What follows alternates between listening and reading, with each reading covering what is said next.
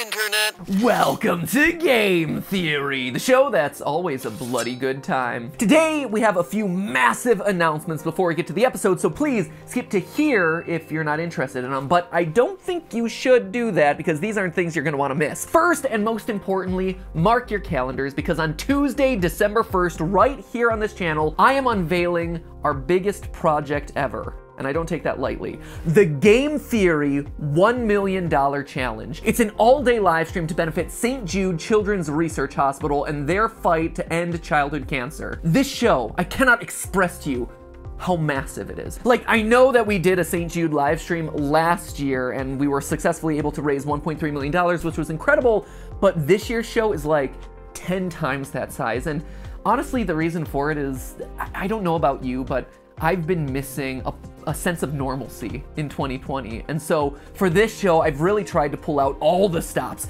and call in all the favors to try and deliver you a show that is unlike anything that YouTube has seen this year especially, but just in general. We've already got ourselves 25 confirmed guests, ranging all the way from Mr. Beast and ZHC, who are gonna be giving away thousands of dollars in prizes to you guys watching and donating at home. We've got the Try Guys and Rosanna Pansino, some of my favorite people on the platform, doing some insane food challenges with us. Odd Ones Out is gonna be there, just being the amazing guy he is. Mark Rober, you know, former NASA scientist Mark Rober, is coming on and cooking up some science to throw in my face during the stream live. Suffice it to say, I'm gonna wind up pretty messy. And don't even get me started because I'm in the process of arranging the highest IQ game of Among Us ever, with the likes of Disguised Toast and Vsauce 3, Veritasium, Physics Girl, Dream. Like, that is some big-brained gameplay that's gonna be happening there. Oh yeah, and I should probably also mention the new FNAF project that I'm working on with Scott that allows you at home to play against some of the kings of FNAF that you watch on YouTube each and every week. So will these kings of FNAF be able to beat the game when you are trying to actively sabotage them? We're gonna have to find out. Long story short, this is gonna be a day full of the best of YouTube, all to benefit the best of causes, St. Jude, a hospital that, if you don't remember from last year, treats children with cancer for free. The families do not pay a dime for their child's treatment. And then St. Jude takes it one step further and passes those scientific learnings on to the rest of the world, which means that one child treated at St. Jude literally translates to 1,000 treated around the world. It's just an incredible organization that is doing some of the most important work for some of the most important patients out there. And I know that in a year full of important causes, there's been a lot to donate to, but St. Jude's work is as important as ever and harder than ever given the challenges of 2020. So I know that this one is a few weeks away, but please, please, please mark your calendars and consider being there. If everything goes right, it should be an incredible day of joy and celebration in a year that's otherwise been really rough. So come take a break with us, come support a great cause, and just have fun, you know? Secondly, speaking of partnering with Scott Cawthon, new Theoryware is available right now. Links are right below this video, right in time to keep you all snuggled and warm for the holiday season. That includes some amazing winter goodies like this super soft plushy blanket, which you can cuddle up with while you're doing your new 500-piece game theory puzzle. Yeah, that's right. We made an official game theory puzzle that's filled with all sorts of references to both this channel and GT Live. There's also a fantastic structured zip-up hoodie with embroidered patches, a varsity jacket for anyone who likes more of a female cut item, and this, actually the thing I'm wearing right now, a red vegan leather jacket, which is probably my favorite item that I've ever built. I built this thing from the ground up for you guys, literally stitch by stitch. I took my favorite red jacket of all time, the red jacket that you've probably seen in countless other videos, and I rebuilt it to be this new thing that's cruelty-free and with a lot of additional details that I've always wanted, like this pocket right here. It's called a media pocket for things like your Nintendo Switch or if you have a tablet or anything like that. But not everything is gonna be so cheery and bright this year, friends, because there's a dark twist to this merch launch. Theoryware X FNAF. The animatronics have taken over. Death coins are on the loose, and we've officially partnered with Five Nights at Freddy's itself to create this monstrosity.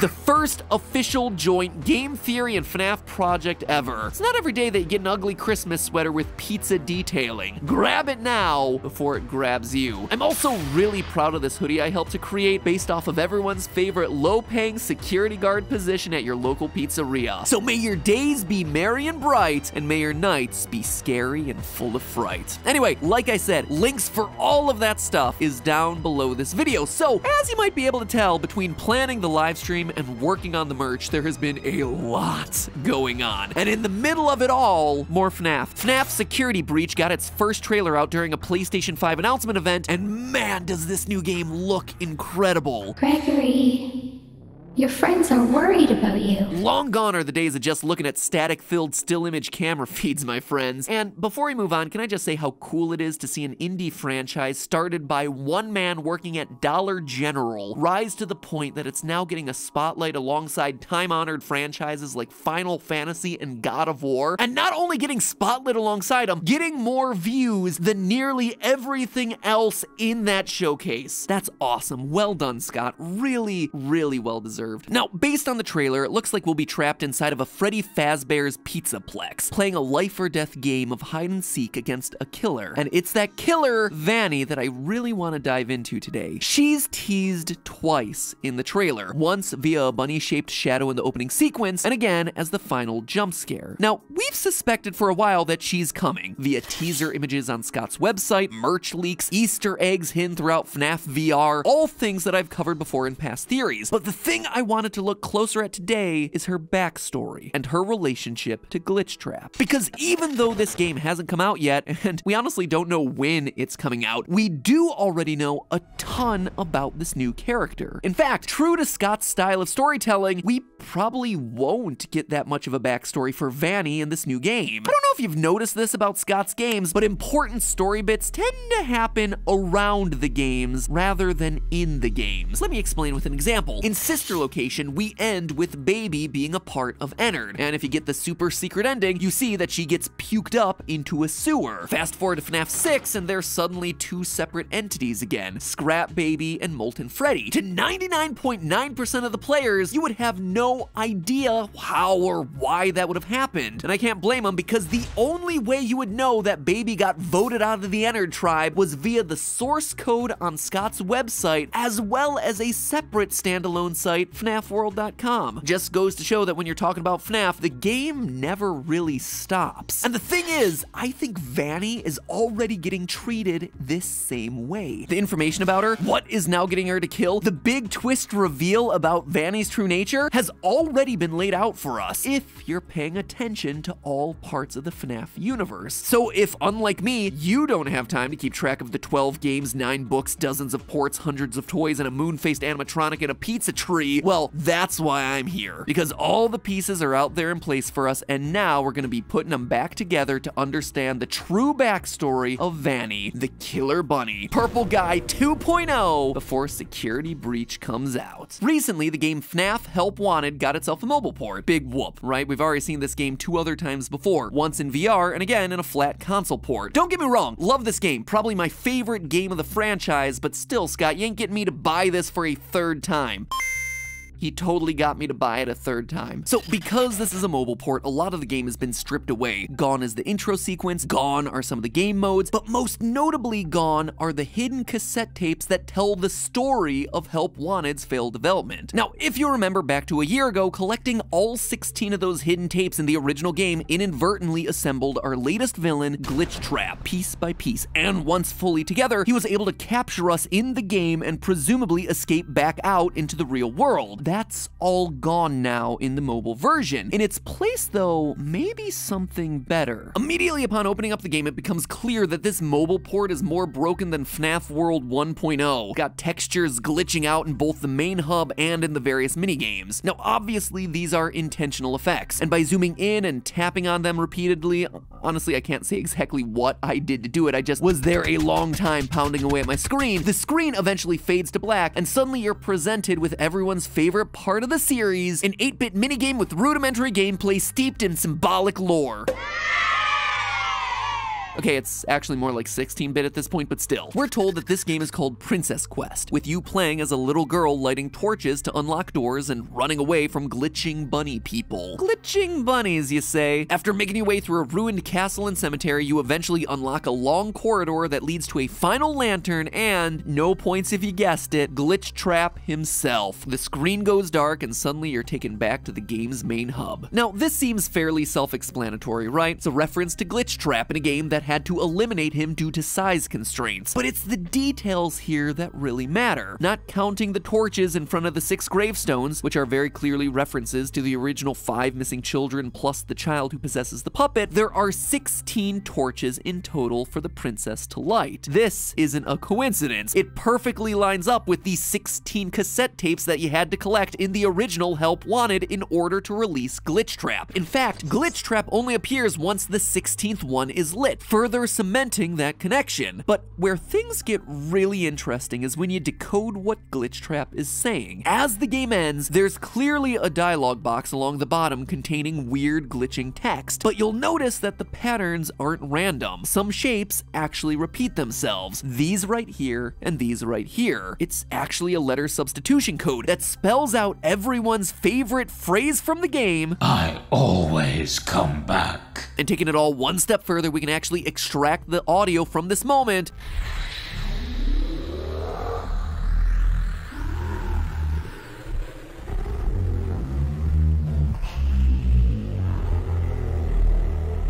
and do some audio trickery. By doubling the speed and then reversing it, we get this.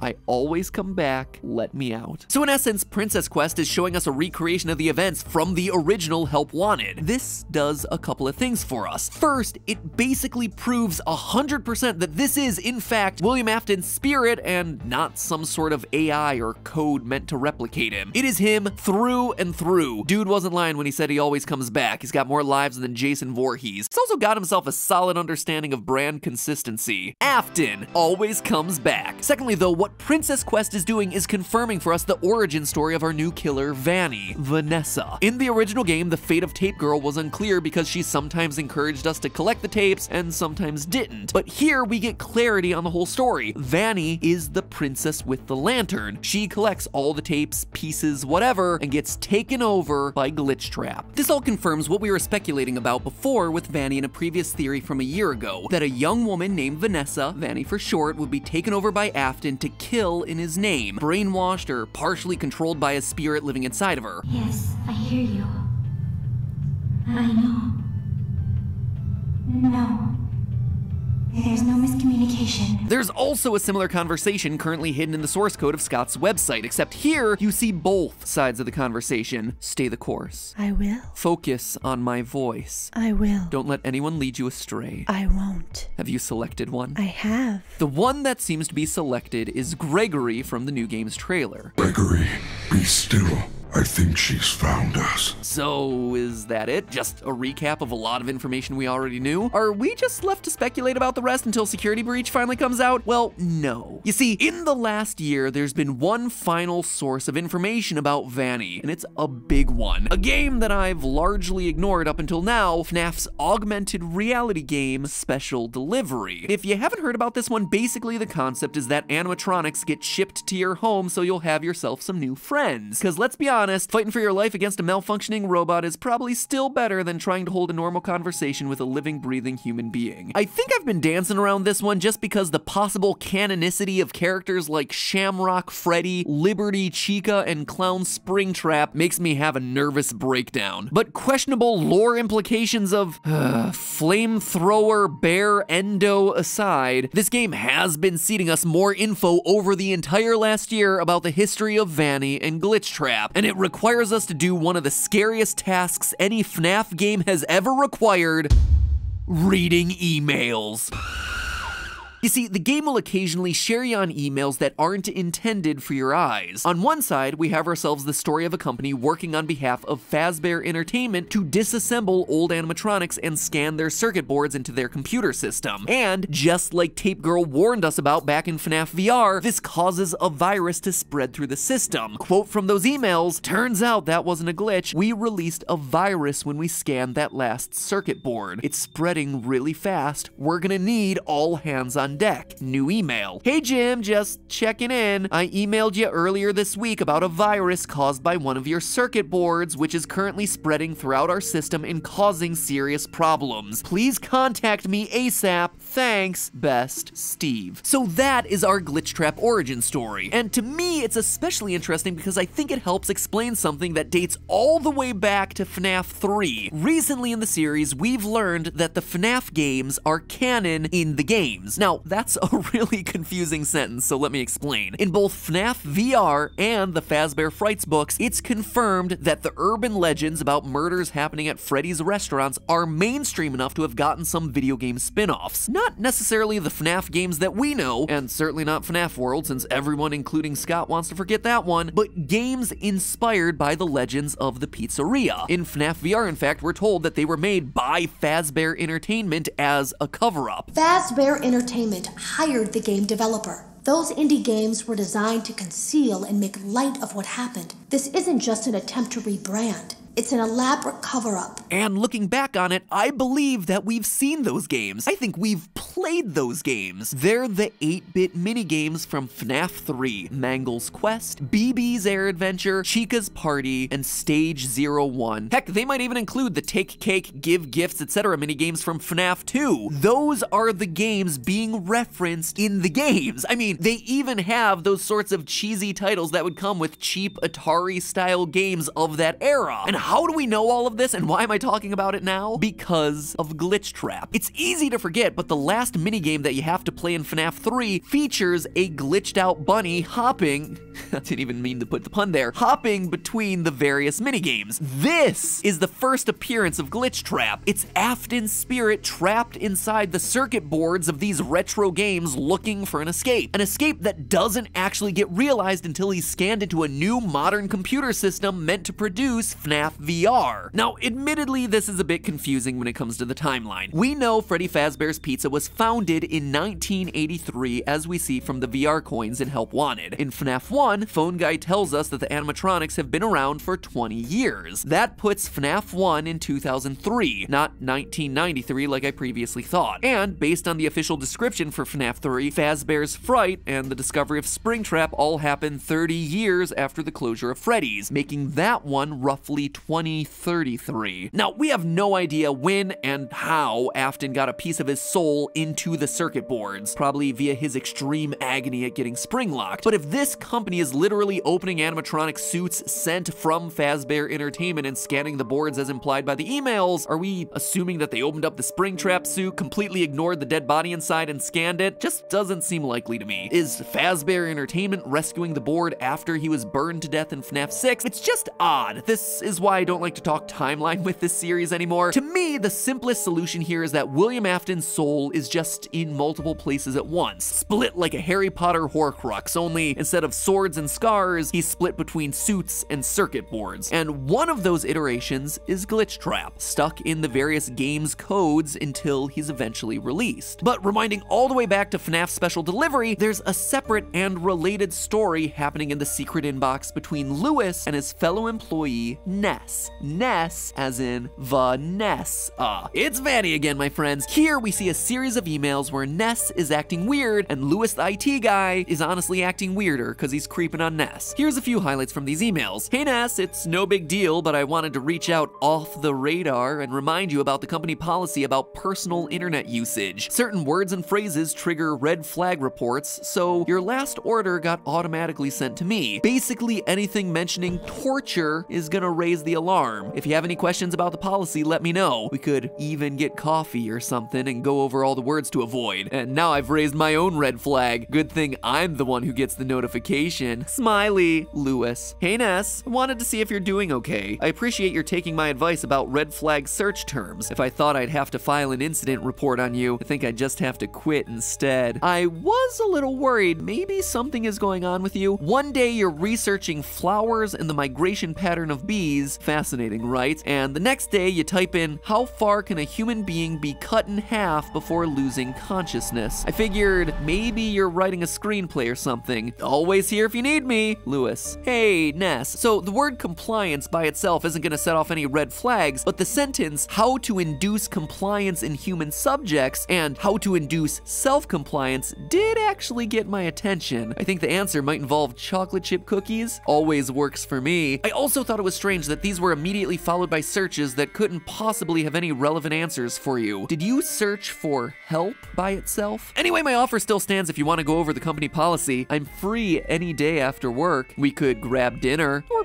coffee if you want, Lewis. Oh, Lewis, when you say stuff like that, it makes me a sad panda. But HR violations aside, these conversations tell us a lot about Vanny's mental state. She is sharing control of herself with Glitchtrap. That's why we get references to her searching the internet for help. It's part of her psyche crying out for anything. Anyone who can save her. Anything that'll provide an escape. It's also why it's so important that Lewis calls out the searches for inducing compliance in human subjects and inducing self-compliance. That is Glitchtrap, searching for a way to gain complete control over Vanny, over her psyche. This further confirms something that we talked about in my last theory on Vanny. In that episode, we talked about how she's a reluctant follower, that Afton isn't in complete control. On Scott's Voices.com page, where he tends to hire out actors for the various vocal roles in the game, Vanny's listing was for a character named Reluctant Follower. So this woman is clearly a devotee, brainwashed or controlled by Afton to an extent, but a part of her is actively fighting back, hesitant to do what he asks, which makes me think that in Security Breach, we may be able to save or redeem her. In fact, knowing that may help us out with the gameplay. Maybe it's a secret or a true ending condition. That, my friends, is what I believe to be the big twist that awaits us in Security Breach. Wait, as I finish this video, of course, new statues just dropped with important lore reveals, so let's just talk about these real fast. With Gregory hiding inside of Freddy, definitely looks like my idea about gameplay being a version of hide and seek is absolutely confirmed, or maybe Gregory is just piloting an 80s era bear-shaped Gundam suit. Either way, I am totally living for it. As for the other statue that just dropped, looks like Vanny is gonna be taking a page out of the Afton playbook, the classic security guard by day and serial killer at night. Old habits die hard, I guess, but in Vanny's case, here's my question. Is she gonna remember it? My guess is no. I think it's gonna be a classic case of Jekyll and Hyde. But who knows? I guess we're just gonna have to wait and see what it is. I hear that some big things are coming to this franchise before the end of the year, and I'm not just talking about all that cool new merch we dropped, which, as one last reminder, is all available right below this video. But hey, that's just a theory. A game theory. Thanks for watching.